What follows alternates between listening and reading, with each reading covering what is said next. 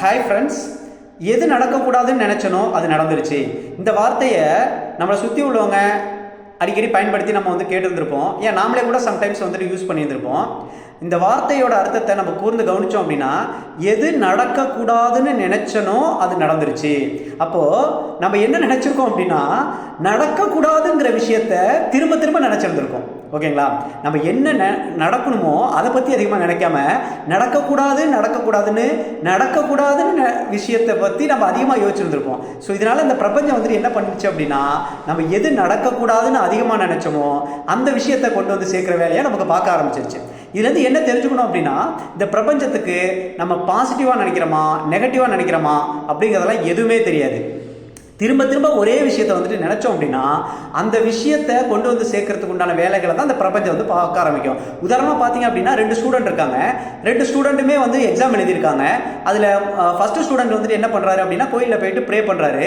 என்ன ப்ரே பண்ணுறாரு அப்படின்னா, நான் எல்லா எக்ஸாம்லேயும் பாஸ் ஆயிடணும், பாஸ் ஆனேன்னா எங்கள் அப்பா எனக்கு சைக்கிள் வாங்கி தருவார் அப்படின்னு சொல்லிட்டு ப்ரே பண்ணியிருக்காரு. ரெண்டாவது உள்ள ஸ்டூடெண்ட் என்ன பண்ணியிருக்காரு அப்படின்னா, நான் எந்த சப்ஜெக்ட்லையுமே ஃபெயில் ஆகிடக்கூடாது, நான் ஃபெயில் ஆனேன்னா எங்கள் அப்பா எனக்கு சைக்கிள் வாங்கி தரமாட்டார் அப்படின்னு ப்ரே பண்ணியிருந்திருக்காரு. அதுக்கப்புறம் ரிசல்ட் வந்துருச்சு. ரிசல்ட் வந்ததுக்கப்புறம் பார்த்தீங்கன்னா, ஃபஸ்ட்டு உள்ள ஸ்டூடெண்ட் எல்லா சப்ஜெக்ட்லையும் பாஸ் ஆகிட்டாரு, அவங்க அப்பாவும் அவருக்கு சைக்கிள் வாங்கி கொடுத்துட்டாரு. ரெண்டாவது உள்ள ஸ்டூடெண்ட் ஃபெயில் ஆகிட்டாரு. ஃபெயில் ஆனதுனால அவங்க அப்பா சைக்கிள் வாங்கி கொடுக்க முடியல. ஆனால் 2 பேருமே ப்ரே பண்ணதோட நோக்கம் ஒன்று தான். 2 பேருமே பாஸ் பண்ணுங்கிற நோக்கத்தில் தான் அவங்க ப்ரே பண்ணியிருந்திருக்காங்க. ஆனால் அவங்களோட என்ன ஓட்டங்களை பொறுத்து என்ன ஆயிடுச்சு அப்படின்னா, பிரபஞ்சம் பாஸ்னு முதலாவது ஸ்டூடெண்ட் சொன்னதுனால அவர் பாஸ் ஆகி அவருக்கு சைக்கிள் கிடைக்கிறதுக்கு உண்டான சூழ்நிலைகளை உருவாக்கி கொடுத்துருச்சு.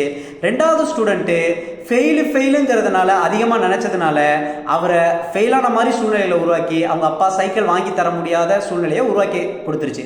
இதுலேருந்து என்ன விஷயத்தை நம்ம தெரிஞ்சுக்கணும் அப்படின்னா, நமக்கு என்ன தேவையோ அந்த விஷயத்தை பற்றி மட்டும் அதிகமாக நம்ம யோசிச்சோம் அப்படின்னா, அந்த விஷயத்தை கொண்டு சேர்க்குற வேலையை அந்த பிரபஞ்சம் பார்க்க ஆரம்பிக்கும். நம்ம வேணாங்கிற விஷயத்த அடிக்கடி நடந்துடக்கூடாது, இப்படி ஆயிடக்கூடாது அப்படிங்கிற விஷயத்தை அடிக்கடி திரும்ப திரும்ப நம்ம யோசிச்சோம் அப்படின்னா, அதே மாதிரி நம்ம நடக்கக்கூடாதுன்னு நினைச்ச விஷயங்கள் தான் நம்மளை சேரும். ஓகேங்களா? மீண்டும் இதே போல ஒரு வீடியோவில் உங்களை சந்திக்கிறேன்.